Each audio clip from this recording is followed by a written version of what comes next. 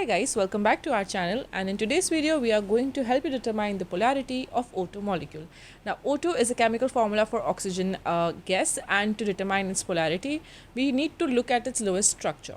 So the Lewis structure of this molecule is quite simple because there are two oxygen atoms sharing a pair of electrons and forming a bond, and the rest of the electrons are arranged around it.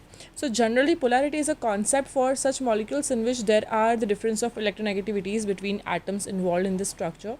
But here we have oxygen atoms, and there will be no difference of electronegativities in either of these oxygen atoms. And as there is no difference of electronegativities, there will be no dipole moment, which results in zero net dipole moment for this molecule. And as there is no net dipole moment, there will be no poles formed in this molecules, and hence when there is no poles formed in this molecule, it is a non-polar molecule. So O2 is a non-polar molecule because there is no net dipole moment, as both these atoms have similar electronegativities.